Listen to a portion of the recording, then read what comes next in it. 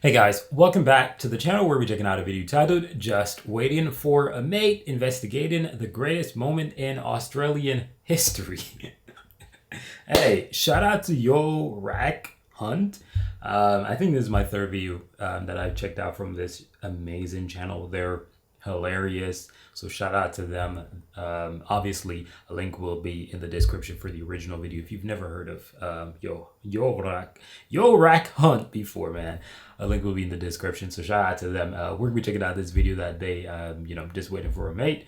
And yeah, if you guys have any recommendations, leave those in the comment section down below. Or preferably look at that link in the pinned comment section where you can recommend videos, and I'll check them out as soon as possible. Anyways, guys, without further ado, let's check it out.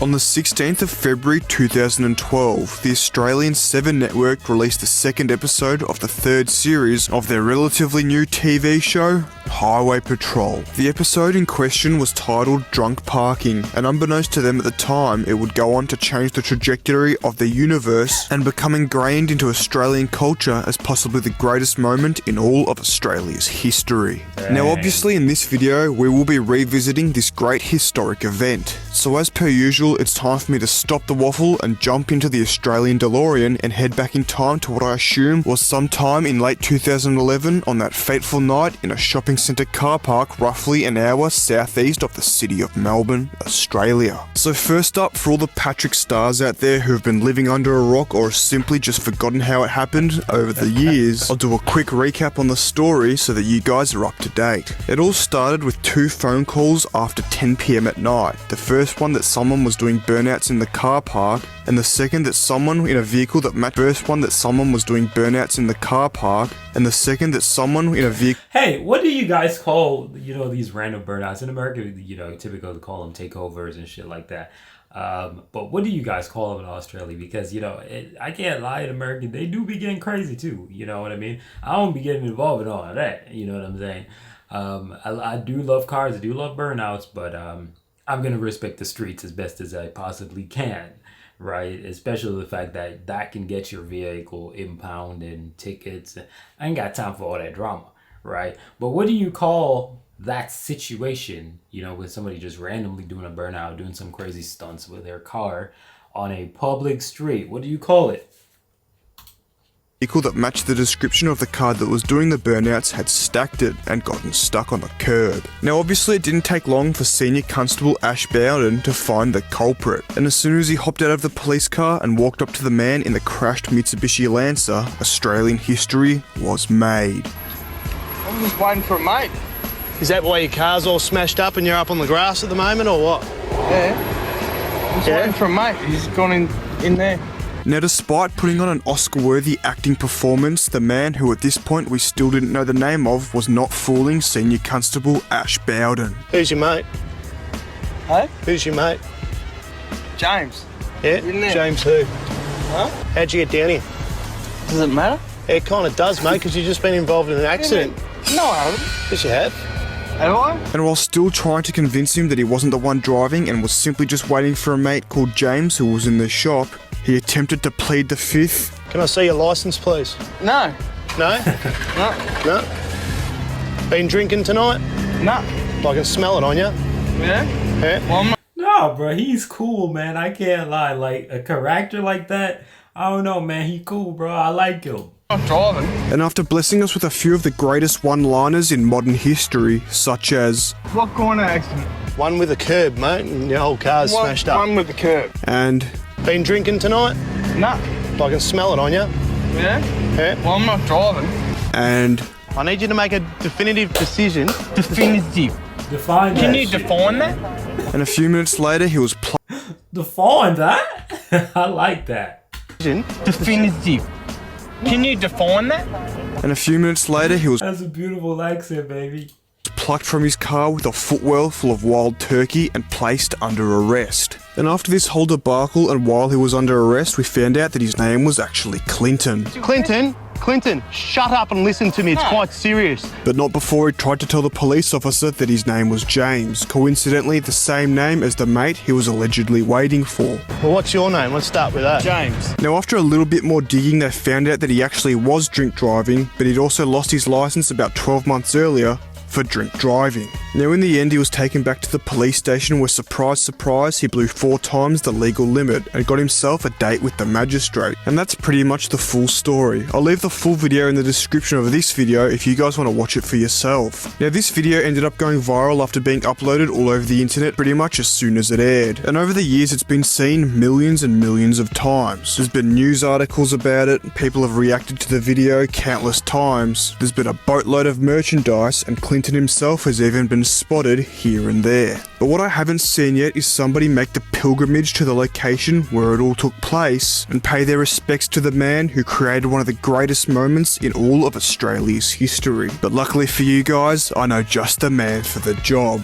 and his name is yours truly. So in this video, I'll be heading down to Carrum Downs to check it out in the most biblically accurate way as possible. Unfortunately for you guys, I didn't have a Lancer on hand to complete this journey in, but what I do have is a car that's much better cut out for this sort of thing, until it wasn't. But for now, all I ask of you is to sit back and enjoy the show, because I'm on a mission from God. Let's get into it.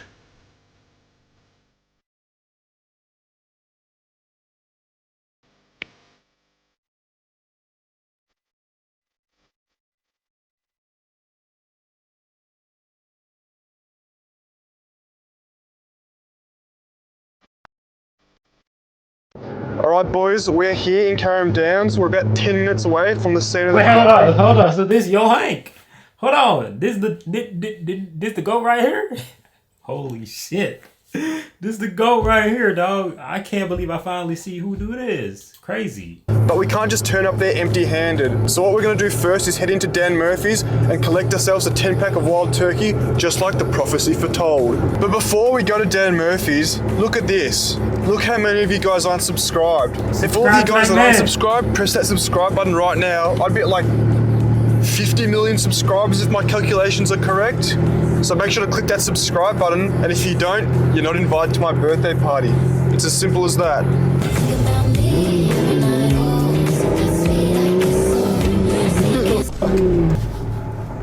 Dan Murphy's doesn't look very open, which doesn't make much sense to me because the clock says it's 7:45. Maybe it needs a little bit of adjusting. Anyway, luckily, I know a special little trick. Alright, because we're doing this as biblically accurate as possible, it is past 10 o'clock, which means Dan Murphy's is shut. Fortunately for us, that's not an issue for me because I got a special trick. All this trick requires is a pair of bolt cutters, a strong kick, and a good attitude. Now, unfortunately, due to the nature of this trick, I can't film it and put it on YouTube. But I've told you what you need to perform it, and I'm sure you can put the dots together. Boy, ain't no way.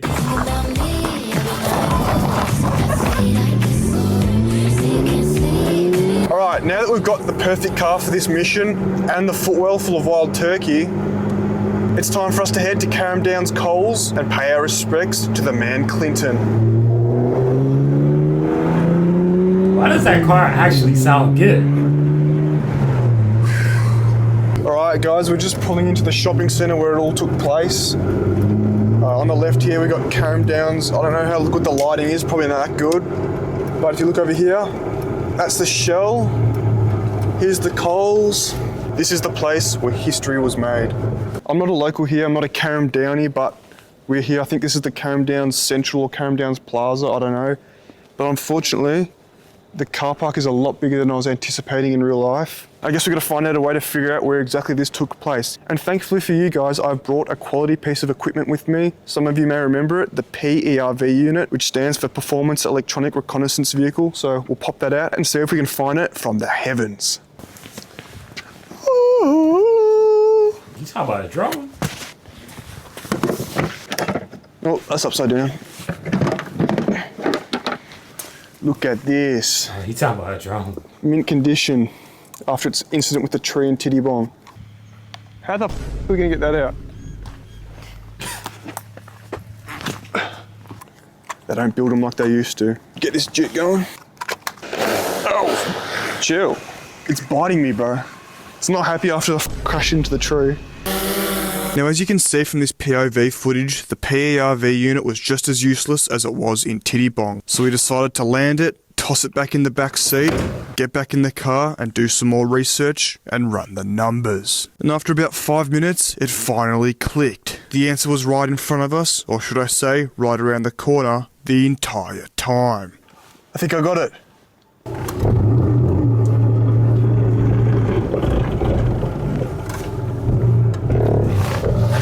Always remember to put on your seatbelt and your headlights. Alright, so it turns out there's a few car parks in that one car park, and the car park where it happened is like near the Coles, where they get their deliveries, sort of like the back end of the Coles. So we got a little bit lost, but we're heading back there now. I found the exact spot where it happened and I can prove it, so I'll see you when we get there. This is the spot right here. We're literally right here where it happened. I don't know how good the camera's picking up in this lighting, but we'll get out and give you a quick look at it. But this is exactly where Clinton was when he stacked his car into the curb. All right, boys, this is it. This is actually the spot where it happened. So if you look over here, this bit of curb right here is exactly where Clinton's car was. This is the footpath that he walked down when the cops made him get out of the car. So he walked down here. If you come over here, this footpath here, this footpath here is exactly where that cop car was, where the big arrest happened. So what he would have done in the mighty Lancer, he would have come down this street at, 1 billion kilometers an hour, and he would have tried to make this left-hand turn into here. I don't know if you can see it, but there's a sign for Liquor Land, so that's obviously where we got the wild turkeys from. But he's come here 1 million k's an hour, he's missed the turn and gone straight through this garden bed and beached it here. So there you go. Well, I came here with my AU Falcon and my footwell full of wild turkey. It's time for me to pay my respects to Clinton himself. This is exactly what Clinton had in his footwell, a 10-pack of wild turkey. So we'll crack this open and pay our respects. Wow. 6.5%, 1.9 standard drinks. So it makes sense why he blew 4 times the legal limit. All right, so we'll just pour this out where it happened to pay respects to Clinton. Ooh. You know what's funny?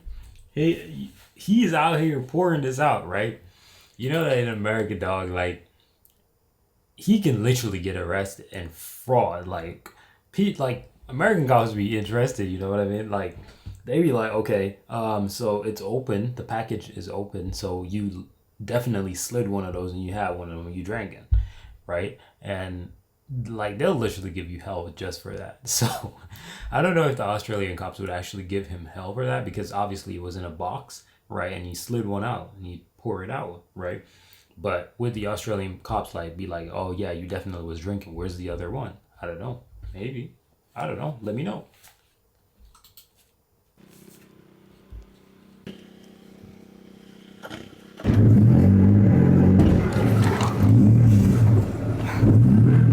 Oh, fuck. Oh. This is about as biblically accurate as it gets, but I'm not drink driving and I haven't crashed. Definitive. Can you define that?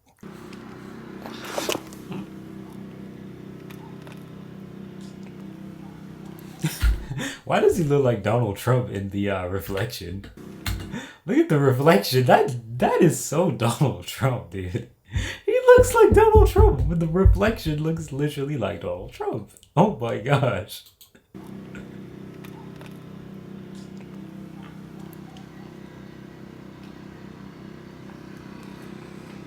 All right, boys, in all seriousness, we've come to this majestic location. A true piece of Australian history was created here, right next to the Liquor Land and the Coles. One day, if I've got enough money, I intend to build a shrine here to commemorate this iconic location in Australia's history, possibly the greatest moment in Australia's history. Right next to the Liquor Land, comb down Coles, there's a Shell over there. Like, what else could you need?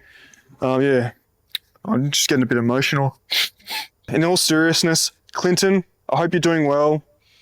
I hope you get your license back. As much as we love to laugh at this moment in Australian history and look back at it in under a good light, Clinton was drink driving. He's in the wrong, but he made a good TV show, so we can excuse it a little bit. But at the end of the day, I'm sure he's learned his lesson, and I hope he's taught you guys a lesson as well. I mean, what now, bro? This is just a car park in Carrum Downs. There's not really that much to it. I've got an idea. I've thought of a great way to give back to the community in Clinton's name, so let's go.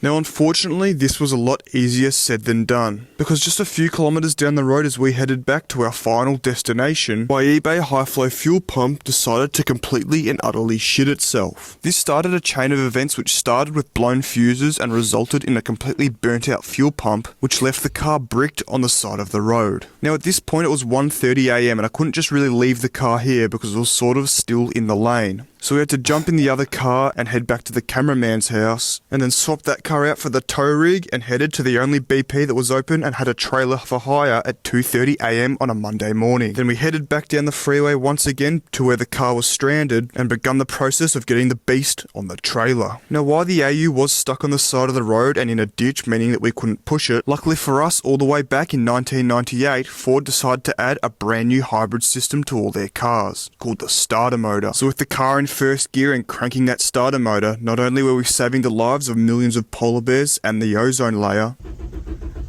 Down the road we go.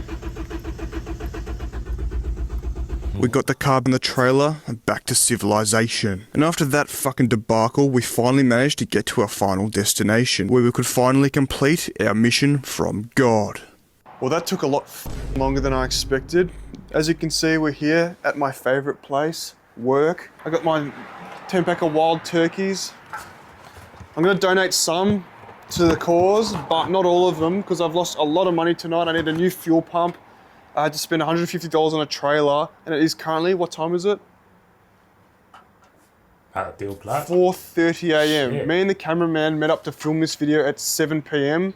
So that's what, 9.5 hours to film a video that we thought would take like 2, because we only live half an hour away from Carrum Downs, but when you spend 4 hours fucking around with cars getting stuck and shit, it's how it works. So here we go.